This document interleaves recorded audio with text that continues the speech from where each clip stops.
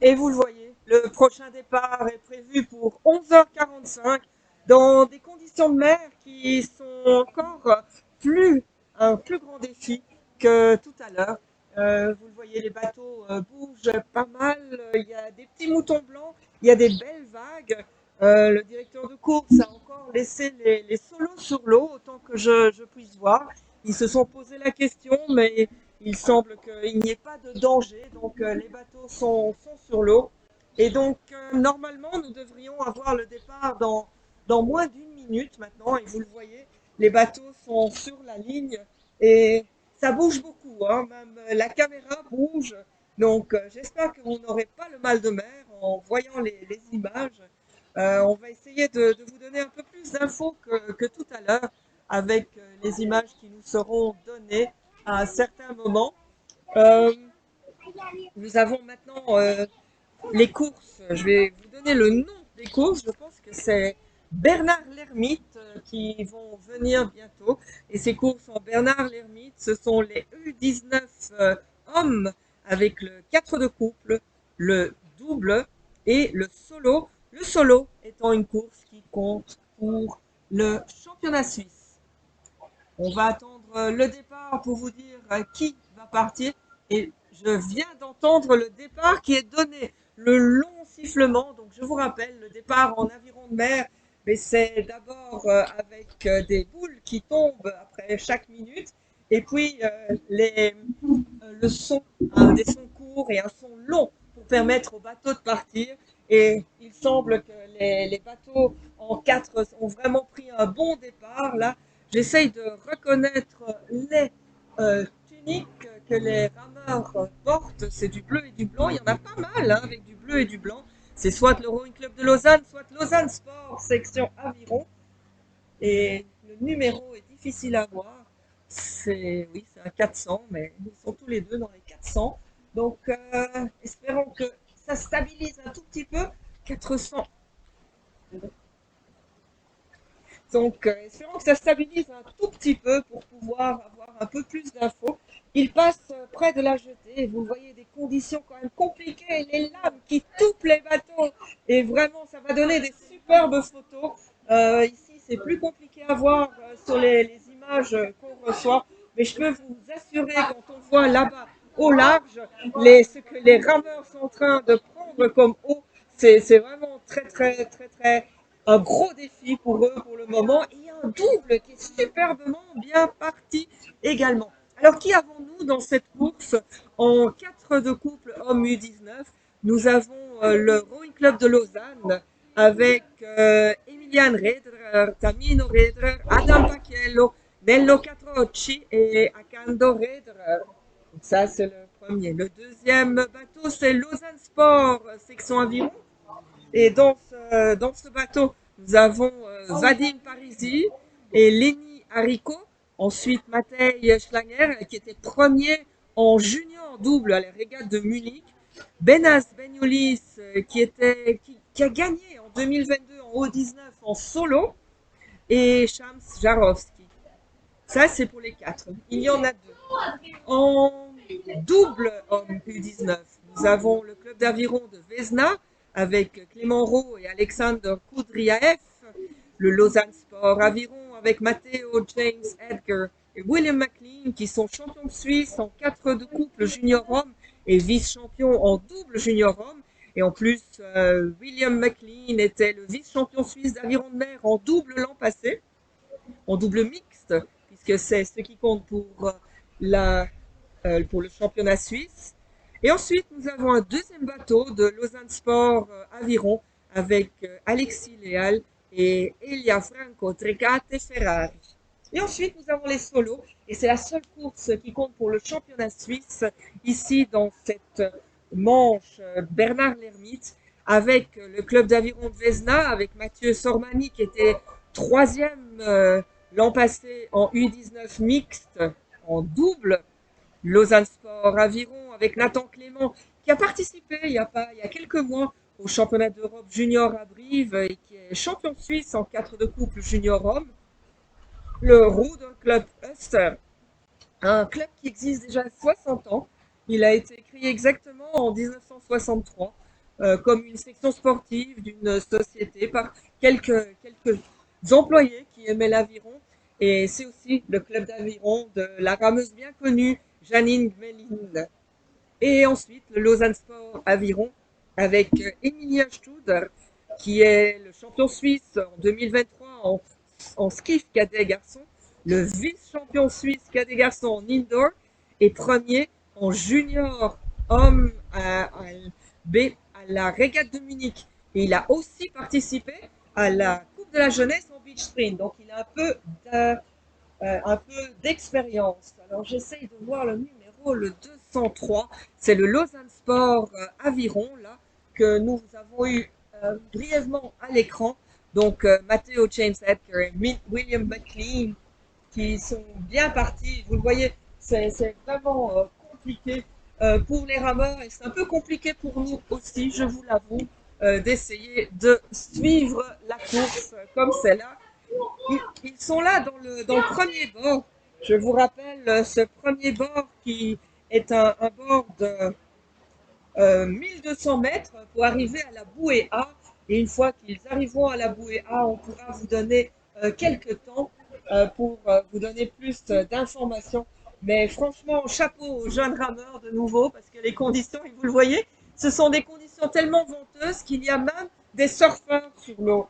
Donc le lac est à tout le monde, on voit aussi pas mal de voiliers qui sont sur l'eau. Et là, vous avez un surfeur qui vient s'amuser avec les rameurs. Heureusement, il ne fait pas de lame, hein, le surfeur, donc ça ne devrait pas poser de problème. Et donc là, à l'écran, vous avez le 4 de couple de Lausanne Sport section aviron qui me semble avoir pris un excellent départ.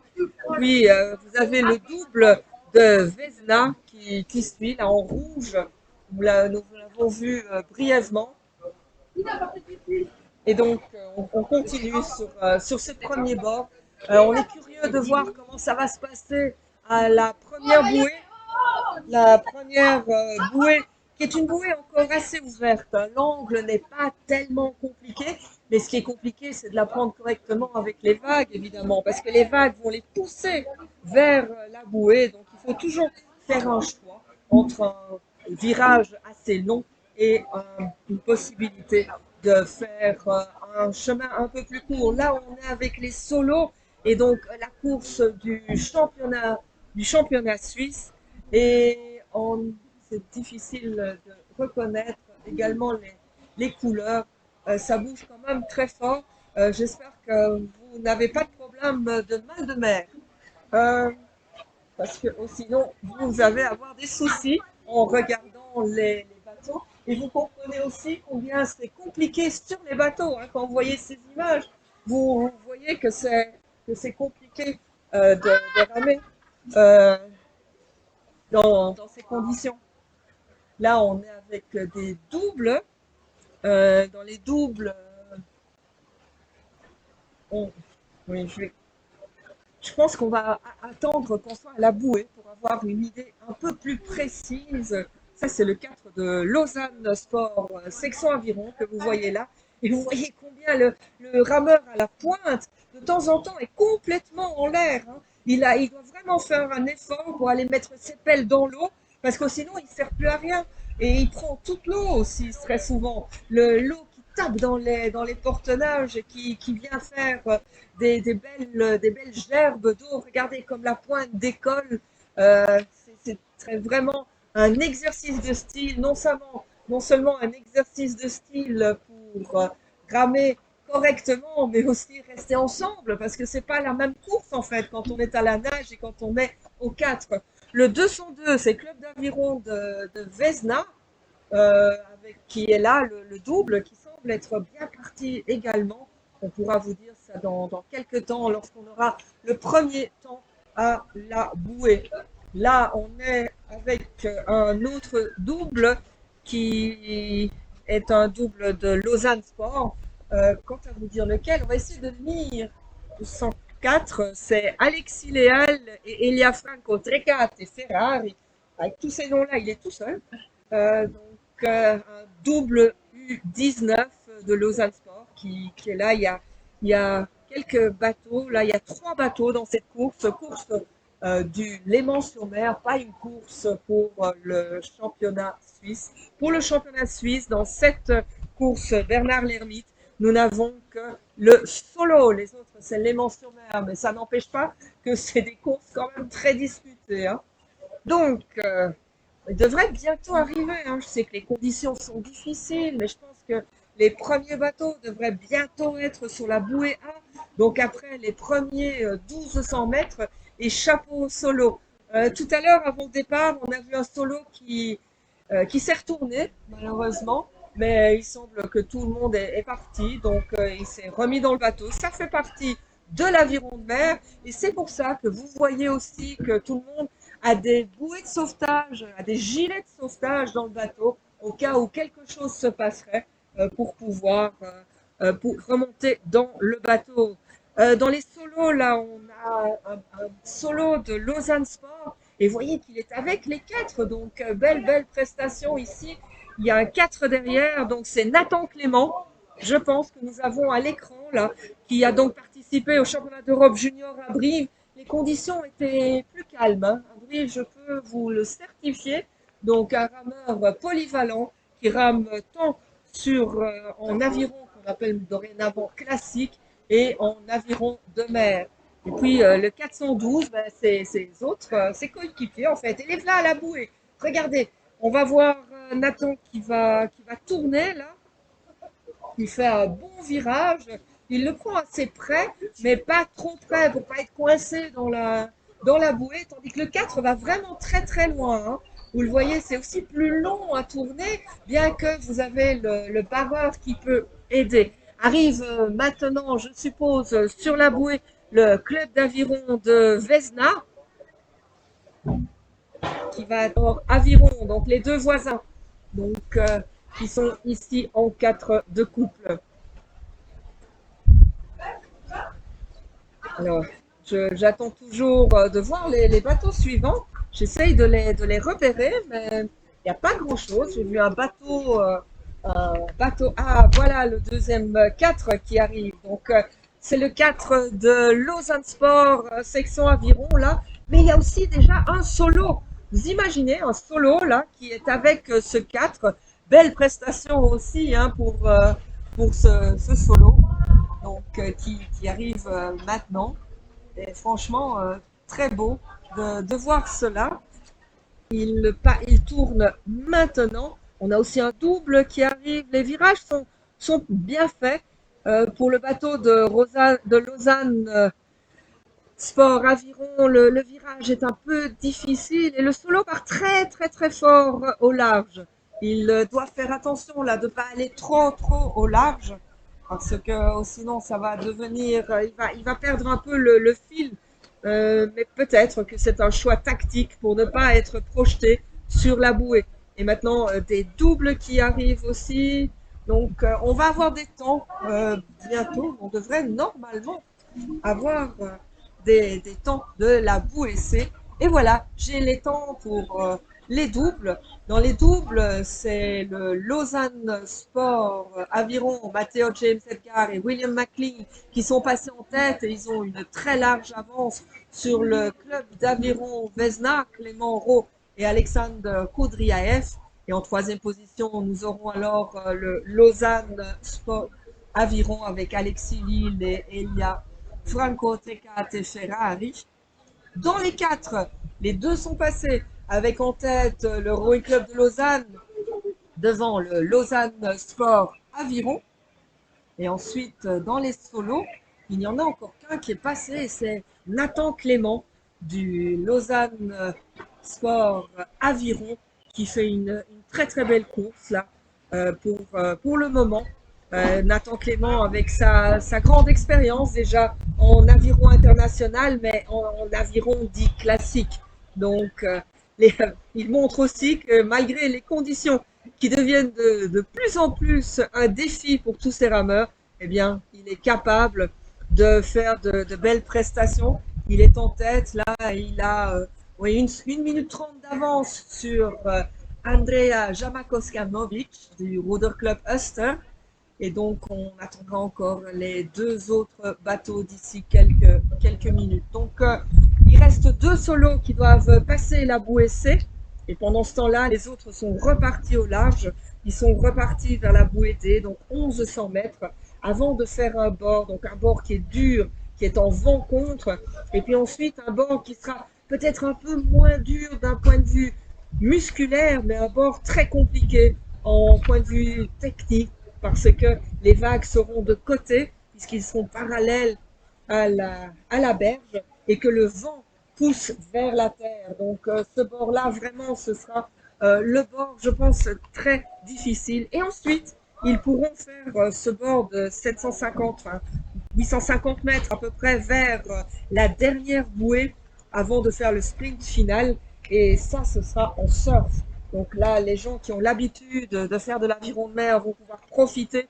Et si on avait des images, on pourrait vous montrer aussi que c'est toute une technique, hein, parce que à certains moments, vous devez essayer de ramer beaucoup plus vite pour essayer d'aller sur la vague et l'utiliser. Parce que si vous vous laissez embarquer dans le creux de la vague, vous êtes arrêté. Donc il faut vraiment lire la mer, enfin le lac ici, mais je dis la mer parce que c'est de l'aviron de mer, et pouvoir lire pour pouvoir l'utiliser les conditions. Et c'est pour ça que ces disciplines d'aviron de mer et de beach sprint sont aussi ouvertes à tous, que on voit des rameurs qui ont des gabarits impressionnants, et puis on voit des petits gabarits qui sont des poids légers ou des gens un peu plus rablés, comme on dit, et ils ont aussi leur possibilité parce qu'ils utilisent bien la mer, parce qu'ils ont une autre manière de ramer qui leur permet peut-être plus rapide, avec une cadence bien plus élevée, et donc ça leur permet aussi d'utiliser toutes leurs compétences techniques et tactiques. Et là, maintenant, on voit pour le moment aussi des foils qui sont sur l'eau. Donc, il y a des bateaux d'aviron, bien sûr, mais il y a des, des planches à voile, des foils, des voiliers aussi, bien que j'ai l'impression que les voiliers sont en train de rentrer.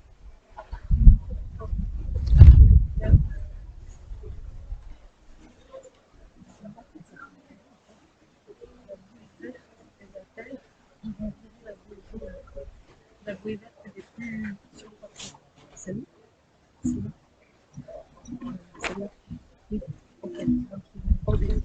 Et merci à Fanny Mossia, qui est une des chevilles ouvrières ici de cette organisation, multimédaillée en aviron de mer aussi, qui va ramer tout à l'heure d'ailleurs, elle fait tout. Hein, elle est au four et au moulin, qui vient de me dire qu'il y a une bouée, il y a tellement de vent qu'il y a une bouée qui a disparu, qui est partie vers la terre, puisque le vent de sud-ouest pousse les bouées vers la terre, et donc ils vont utiliser une autre bouée pour pouvoir tourner. Donc ça va être un tout petit peu plus court pour eux. Pas beaucoup, pas beaucoup. 50 mètres. C'est toujours ça de prix dans des conditions comme elles le sont ici pour le moment. Ah, nous revoilà avec des... Ouh, et là, il y a un problème dans le bateau.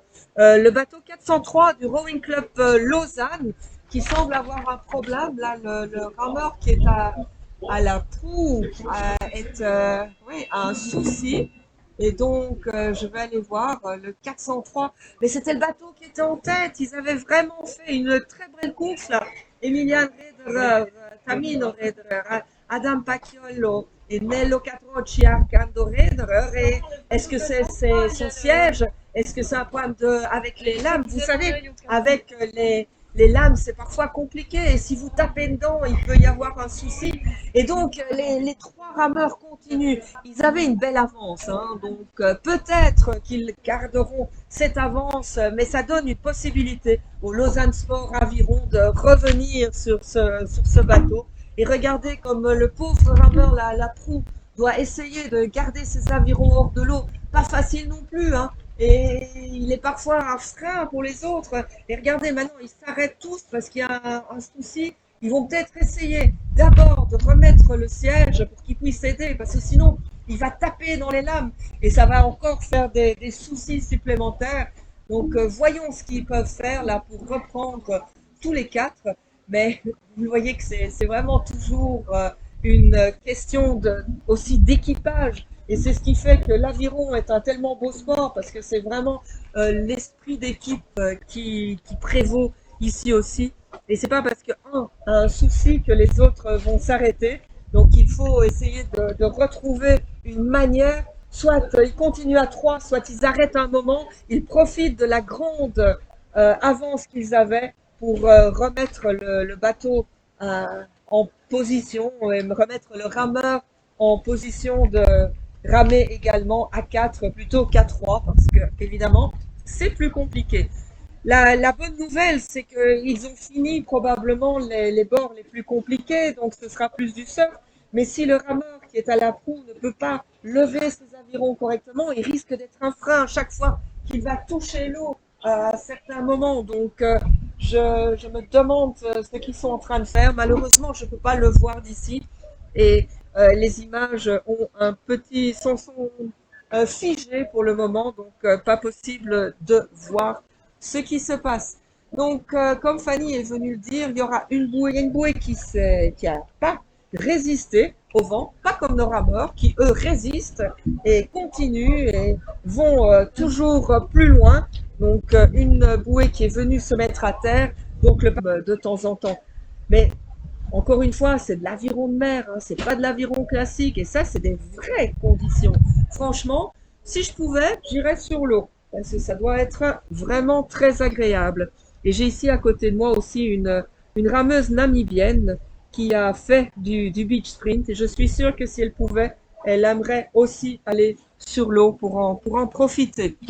Euh, alors, voyons ce qui se passe là-bas. Je vois pas de bateau arriver pour le moment. Les conditions qui forcissent. Normalement, d'après les conditions atmosphériques qu'on a lues, ça devrait être le moment où le vent est le plus fort. Donc après, ça devrait un peu se calmer. La bonne nouvelle, c'est qu'on n'a pas de pluie, donc il reste au sec. Quoique, les rameurs sont pas vraiment au sec, je pense, parce qu'avec les lames qu'ils ont, eh bien, ils prennent pas mal d'eau dans le bateau et sur eux, quand le vent est contre, bah, ils tapent dans les vagues et ils se mouillent tous. Donc, je pense que avoir de la pluie en plus n'aurait pas beaucoup changé pour les rameurs, mais ça aurait beaucoup changé pour tous les gens qui aident ici et qui sont prêts pour les rameurs, pour les aider, pour tout faire pour eux. Alors, voyons où ils en sont. Normalement, ils devraient bientôt entamer le dernier bord.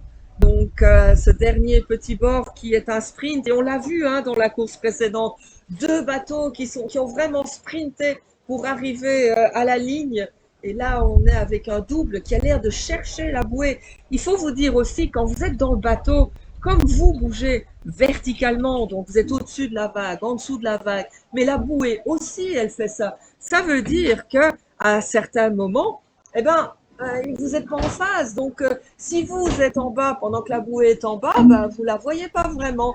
Et vous voyez que ici, les rameurs du Lausanne Sport Aviron, Matteo, James Edgar et William McLean se retournent très souvent pour essayer de trouver la, la, la prochaine bouée qu'ils doivent prendre pour aller la chercher et donc essayer de prendre le meilleur virage possible. Ils étaient en tête à la bouée C avec une avance bien confortable, donc je suppose qu'ils sont toujours en tête là.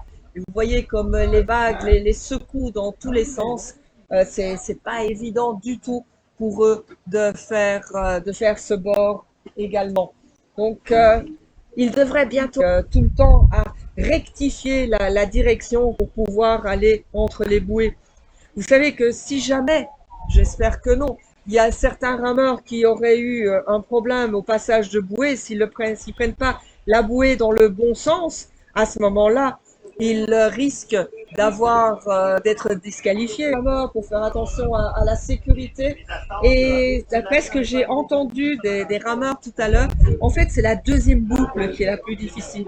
La première, bon, ils sont encore frais aussi, hein, ils sont moins fatigués, donc ça semble peut-être un peu plus facile, mais la deuxième avec les bords qui vont fort dans la mer, qui sont complètement contre le vent et puis complètement parallèles à la berge, donc avec des lames de côté, et puis le surf pour revenir vers la berge, il semblerait que c'était la boucle qui était la plus difficile pour les rameurs. Donc, on verra tout à l'heure, on ira un peu discuter avec les différents rameurs pour avoir leur ressenti et savoir comment ils s'en sortent et surtout s'ils ont pris du plaisir parce que c'est aussi important quand même, hein. Donc, les bateaux vont bientôt arriver, je pense. Du moins, je l'espère.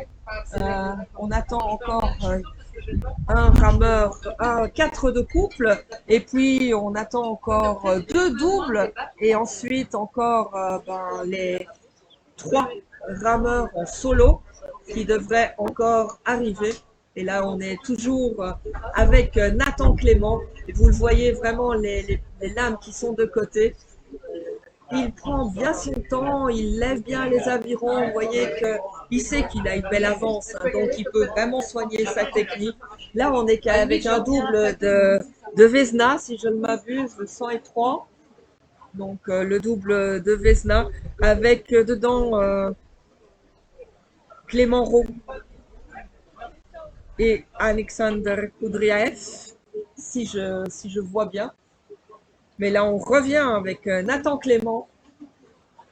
Ah, et on voit ici un 4 de couple qui va bientôt passer la ligne d'aviron. Donc, ce sera le bateau de Lausanne Sport Aviron avec Vadim Parisi, Lenny Haricot, Matej Schlageter, Benas Benilius et Shams Jarowski qui vont terminer là leur course. Ça a été dur, mais ils l'ont fait, donc bravo à eux aussi. Vous voyez comme le bateau bouge dans tous les sens, mais ils restent bien unis dans le bateau, donc bien bravo à eux. Voilà, on entend le bip d'arrivée, donc les deux 4 sont arrivés. Maintenant, on attend encore quelques doubles et les solos. Je ne les vois que quand ils ont encore environ 100 mètres à ramer. Donc, je ne peux pas vous donner beaucoup d'infos avant que je les vois apparaître ici dans le champ de vision. Mais je peux vous dire que dans le champ de vision, il y a beaucoup de fourmis qui travaillent pour l'organisation. Je vous ai parlé des volontaires, mais il faut aussi souligner qu'il y a des arbitres ici aussi qui aident, qui travaillent pour cette organisation et qui font en sorte que tout se passe de la meilleure façon possible, tant d'un point de vue sécurité que d'un point de vue fair play dans la façon dont ça de faire que ça soit. Oula, je vois des avirons là dans tous les sens. J'ai l'impression que le bateau est en train de se retourner, mais c'est compliqué à voir. Mais je vois les avirons un peu dans tous les sens. Ils essayent de garder leur... Ouh, mais ça c'est un exercice d'équilibre hein, qu'ils font là. Ils ont lâché leurs avirons et le bateau va d'un côté à l'autre parce que les lames sont parallèles, mais ils restent dans le bateau. Bravo Vesna là, franchement, bien fait.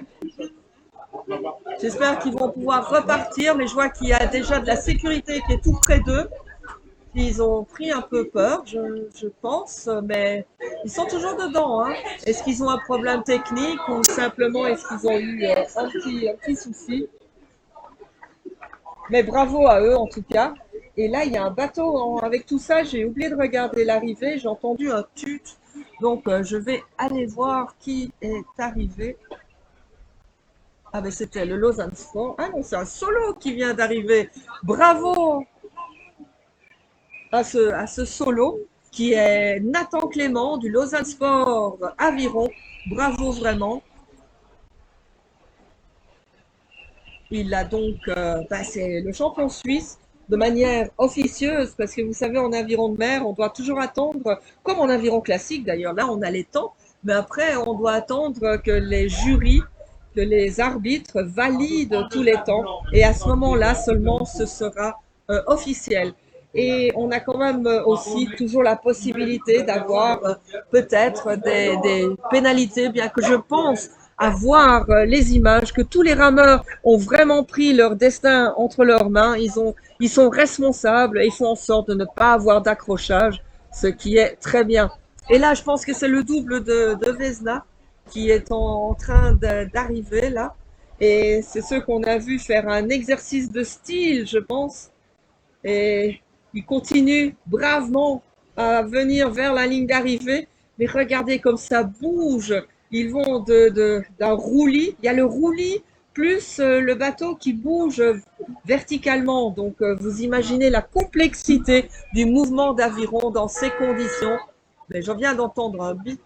Donc, c'est effectivement Clément Rowe et Alexandre Koudriaev. Bravo à eux. On vous a suivi là et c'était pas évident, hein. Donc, nous avons encore un double qui doit arriver, donc homme U19 et deux solos. Donc, on va les attendre. Ça doit être difficile pour eux aussi. Bien que, vous savez, il y a encore une complexité différente quand on est en tête. Parce que quand on est un peu plus loin, ben, on peut suivre les trajectoires des autres. Puisque à ce moment-là, on voit où ils sont, on voit mieux les bouées. Quand vous êtes en tête, c'est à vous à faire la trajectoire. Donc, c'est une complexité encore plus difficile pour solo et pour les doubles. Pour les quatre, c'est un peu moins le cas puisque vous avez le barreur qui peut trouver les bouées. Mais je vous dis, avec le roulis, avec les vagues ici, avec le fait que vous montez, descendez, les vagues qui montent et qui descendent, c'est pas évident non plus. Alors là, on a un double qui arrive et c'est le double de Lausanne Sport Aviron avec Alexis Lee et Elia Franco Trecate et Ferrari qui donnent leur dernier coup d'aviron et qui vont donc passer la ligne. Donc nous aurons tous les doubles qui sont arrivés. Nous avons tous les quatre de couples U19 hommes qui sont arrivés, tous les doubles U19 hommes qui sont arrivés. Et donc, on a encore deux solos et j'en vois un qui arrive là. Alors, qui est-ce? Ça devrait être Ruder Club Uster, si les temps sont respectés. Andrea Jamakowski-Navovic. On va voir dans quelques secondes quand on recevra le temps sur Crew Time Regatta. Encore quelques coups d'aviron pour lui. C'est encore un petit effort à fournir, mais avec ces vagues qui viennent de côté, qui bougent le bateau, qui font du roulis dans le bateau, plus alors le vent qui le pousse vers la berge. Vous voyez combien c'est compliqué, combien la technique est difficile, parce qu'il y a non seulement le mouvement de l'aviron, mais il y a aussi la technique pour arriver à rester dans la bonne direction, à contrecarrer les effets de ce vent de sud-ouest qui pousse les rameurs vers la berge et venir terminer son parcours et terminer la partie ce matin de cette régate de Léman-sur-Mer. Une super régate, une belle organisation et les championnats suisses qui viennent se greffer dans cette régate. Et d'ailleurs, le Lausanne Sport Aviron et remercie la fédération suisse, Swiss Rowing, pour le soutien et pour sa décision d'attribuer des titres nationaux lors de cette régate. Nous avons déjà quelques titres qui ont été attribués.